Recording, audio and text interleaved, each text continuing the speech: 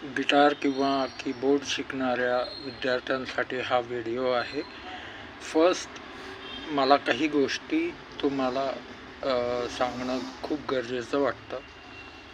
कुठलंही इन्स्ट्रुमेंट शिकायच्या आधी तुम्हाला त्या इन्स्ट्रुमेंटबद्दल माहिती असणं खूप गरजेचं आहे। आणि दुसरी गोष्ट अशी की ज्यावेळी तुम्ही कुठलंही इन्स्ट्रुमेंट शिकता त्यावेळेस तुमच्याकडे डेडिकेशन असणं खूप गरजेचं आहे। गिटार शिकणाऱ्यांसाठी फर्स्ट म्हणजे तुम्हाला प्रत्येक गोष्ट माहिती असणं खूप गरजेचं असतं।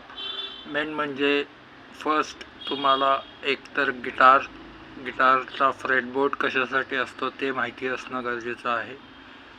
गिटारच्या स्ट्रिंग्स काय नेम आणि काय नंबर्स आहेत हे पण तुम्हाला माहिती असणं खूप गरजेचं आहे।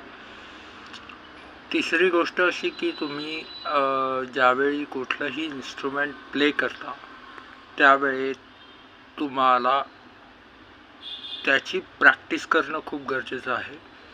आणि प्रॅक्टिससाठी तुमचा एक रोजचा डायग्राम तयार झाला पाहिजे। एक्झाम्पल असं आहे की जर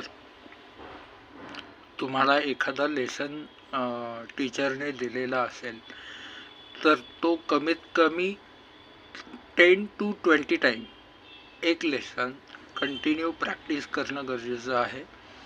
ज्यावेळी तुम्ही हे प्रॅक्टिस करता त्यावेळी तुमच्या फिंगर्सचा मूवमेंट जो असतो तो खूप छान पद्धतीने होतो आणि त्याला स्पीडसुद्धा येतो।